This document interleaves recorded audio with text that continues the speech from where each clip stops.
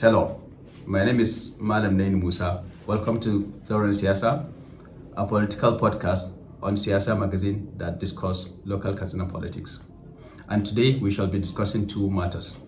One of which is we are going to draw focus on the celebrated Katsina State Special Foreign Scholarship Program awarded by the Katsina State government for students to go and study medicine in Egypt.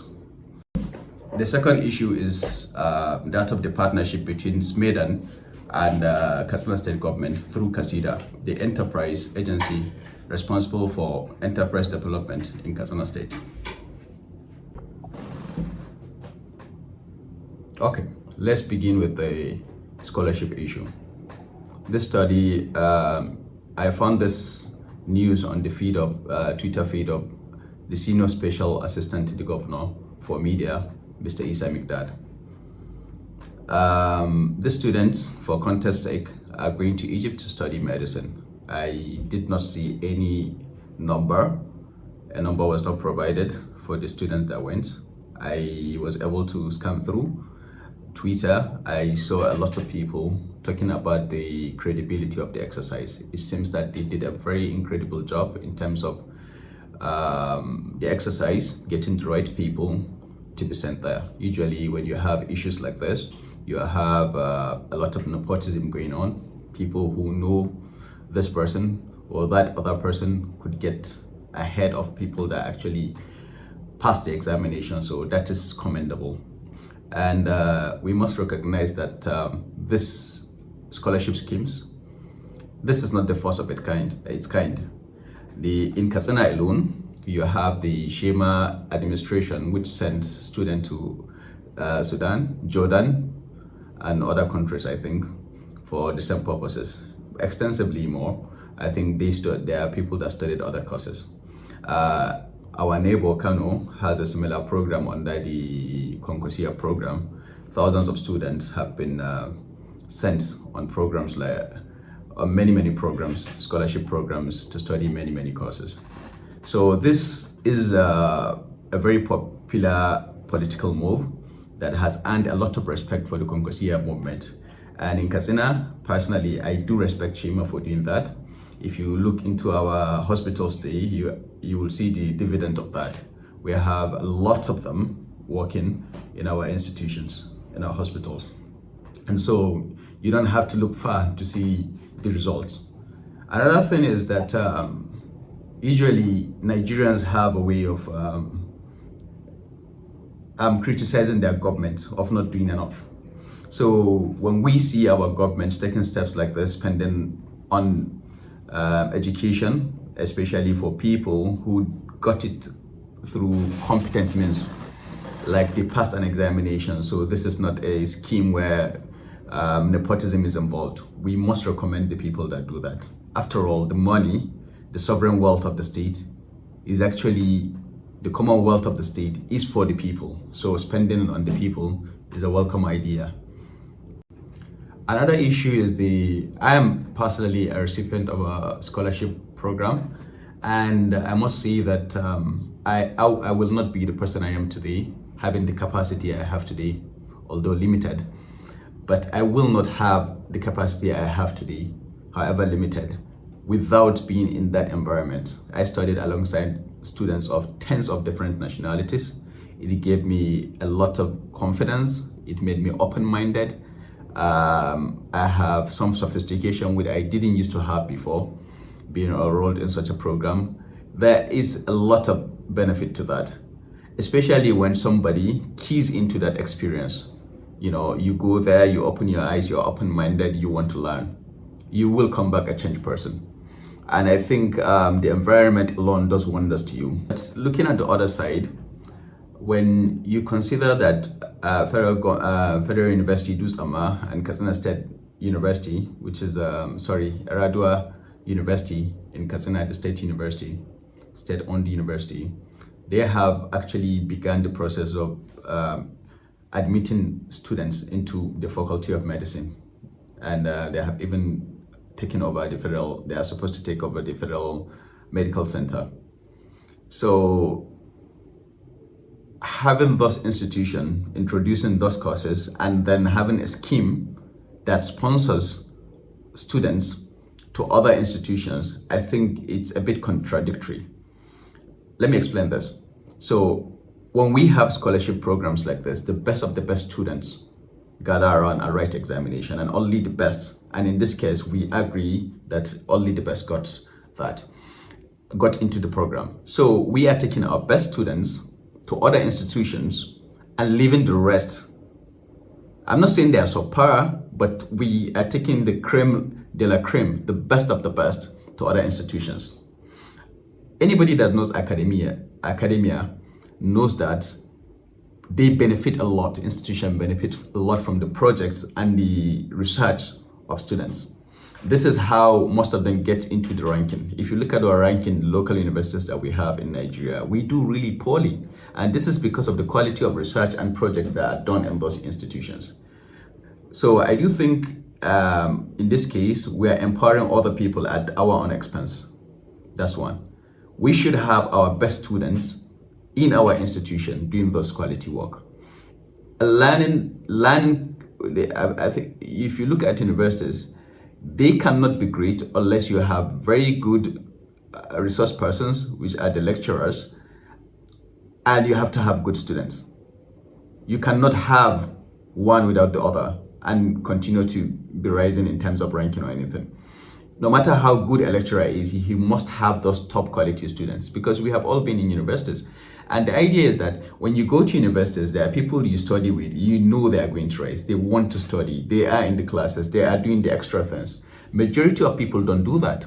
So if we take those people out of our own universities and we take the less motivated, how are we supposed to compete with other people? And you hear these arguments always that, oh, Nigerian universities are not good enough. But why are they not good enough?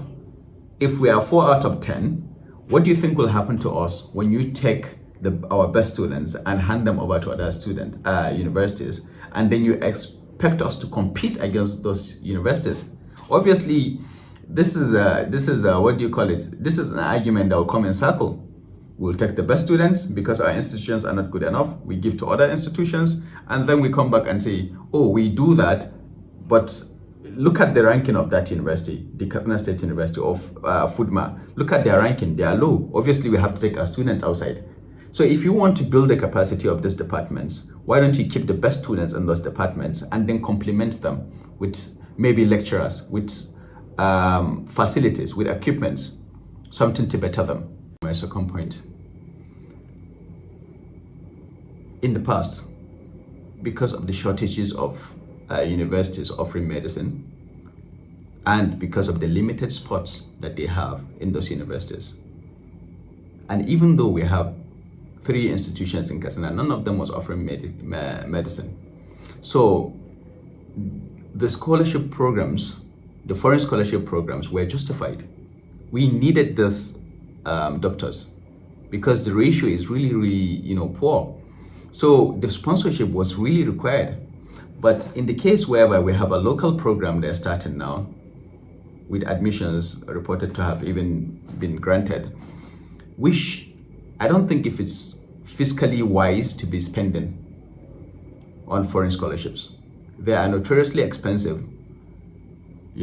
Some of you have to sponsor them in terms of their feeding, their accommodation, a lot of things, a lot of factors key into that.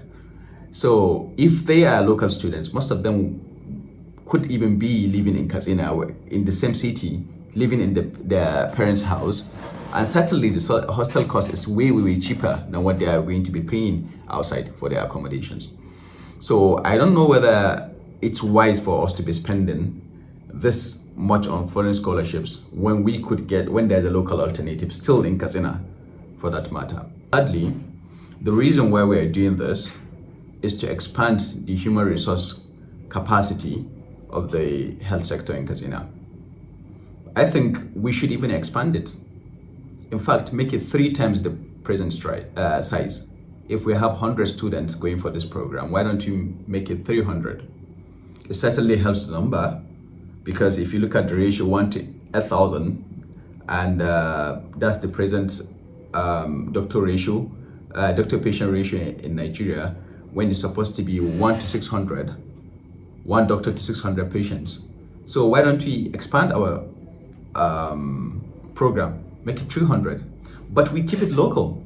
So suppose you have, say, $200 allocated for each student a month. If you convert that, you could have more than 200,000 naira. So if you divide that into 3, each student could be getting anywhere close to 70,000 or 75,000 naira under the same scholarship program. And I would dare say that local students getting 75,000 naira would even do more than $200 could do for a foreign student outside the country in some cases. But the benefits is bigger. Why? Because we keep the most intelligent students within our own institutions to do the project and do the research that could improve the rankings of our university. Not just that, you keep your own money in Katsina State. That I do think that when it comes to addressing the human resource capacity in the health sector, look at Kaduna State, for example. When it comes to the education sector, they decided to restructure it, revamp it, improve it. What did RFI do? He didn't really care who he employed. He employed the most competent wherever they are from Nigeria. You could come, apply.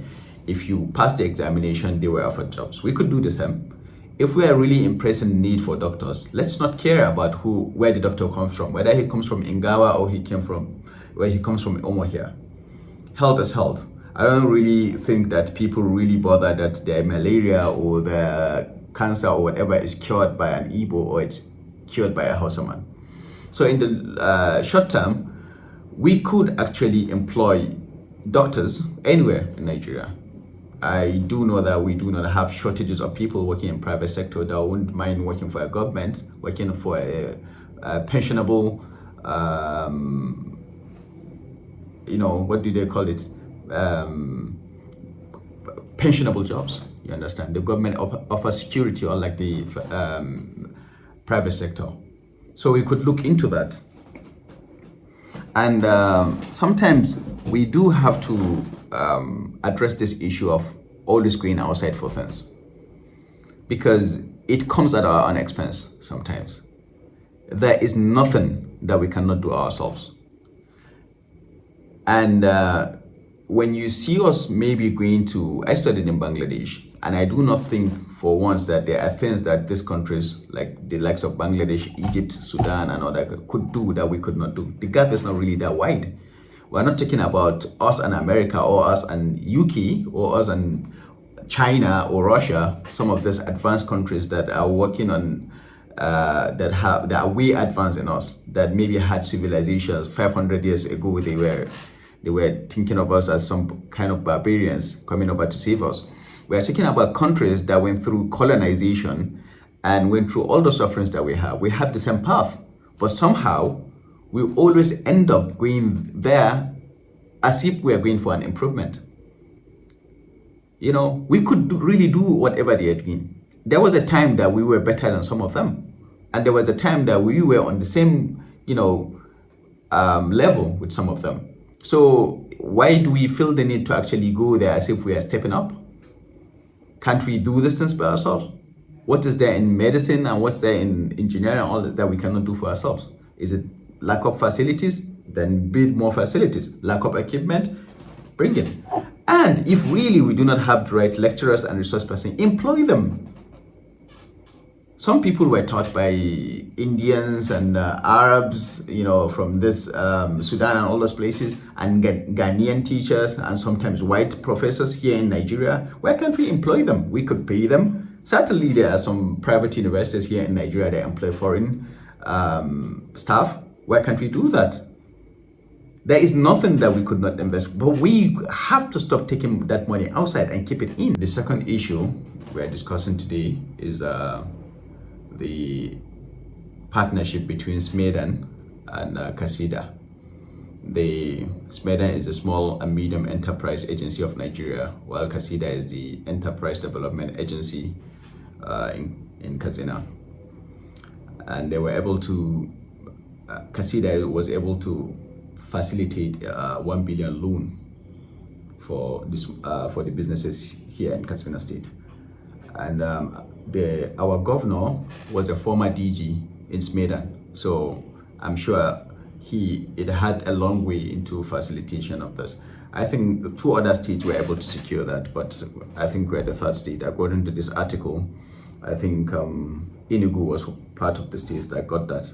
And not just that, we were able to, the agency had a memorandum of understanding between them and Katsina State, which was signed, and between them and the state, to overhaul the Industrial Development Center, IDC, in Katsina State.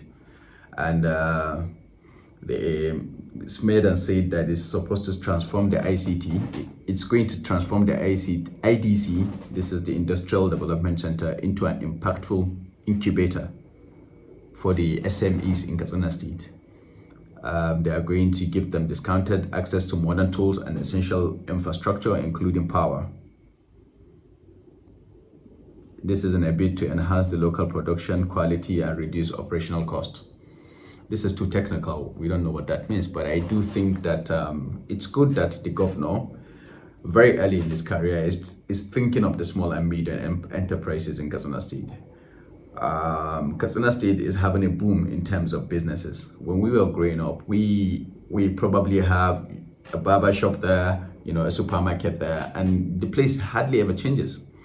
But now, even according to your WhatsApp status, young men and women are doing a lot of things. Certainly, the catering industry in Katsina is going through the roof. Before, it's all of these old aunties of ours, whenever there's a wedding, it will be one woman in the family that will monopolize the whole issue, and she has her own coolers, those yellow coolers with the handles that are white, thermocool. But now almost everybody is doing that. It's really nice, selling of materials, all this kind of things. So when the government comes in and gives people this kind of interventions, it goes a long way into expanding these businesses, because people are really, really motivated. I mean, like never before. I've never seen this kind of drive for entrepreneurship in Katsina in my life, and I'm 30 years old. So when the government comes in with a whopping 1 billion, I don't know how many people are going to get that, but I'm sure it will be in the thousands. This will certainly help the economy, and we will have really, really we have really been struggling, in the past 8 years. So these are really good developments. I'm really happy with this way things are going in Katsina. The government is really motivated, and they seem to know what they're doing. They are moving in the right direction. Allahu Mustaan.